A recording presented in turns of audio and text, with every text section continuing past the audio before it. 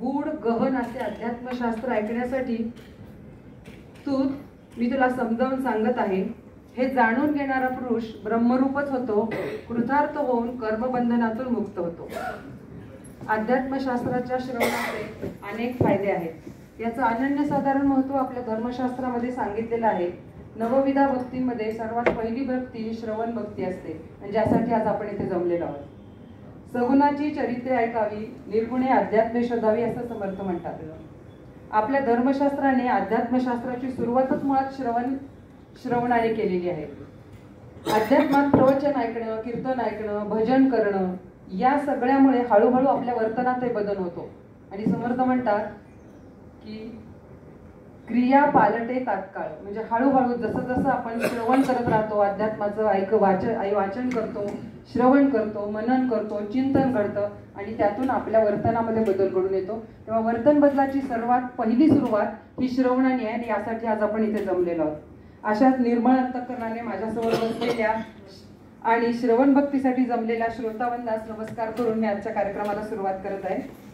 माऊली ज्ञानेश्वर माधवराव कुलकर्णी यांच्या पसायदान एक वैश्विक प्रार्थना या विषयावरील व्याख्यानाच्या पुढील भागासाठी आज आपण इथे जमलेलो आहोत.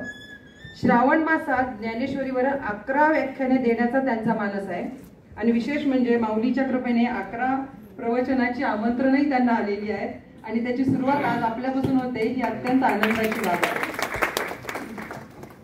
मी ज्ञानेश्वर कुलकर्णी आणि मानवी काकांना विनंती करते की त्यांनी दीप प्रज्वलन करावं आणि कार्यक्रमाची सुरुवात करावी.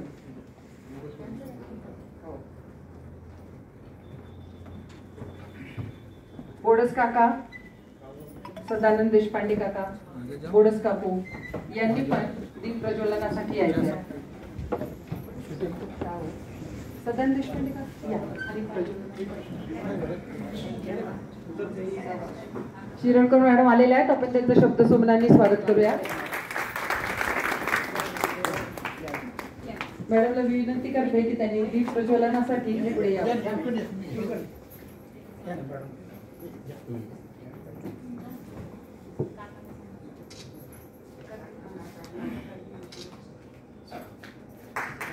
दीप ज्योती परंज्योती दीप ज्योती जनार्दन दीपो हरतु मे पापं दीप ज्योती नमोस्तुते.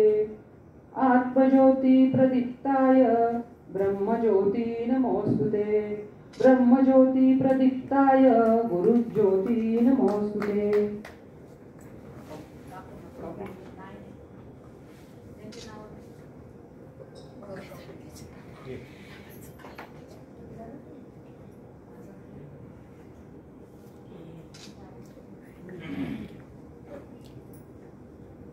मी फक्त असं धरतो म्हणजे बिल लावलं.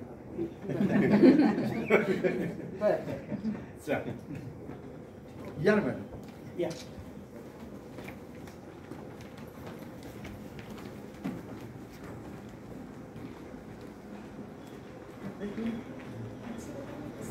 नाही आसन ग्रहण करा मॅडम. या या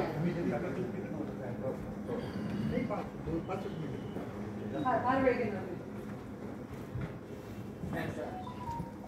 वाचावी ज्ञानेश्वरी डोळा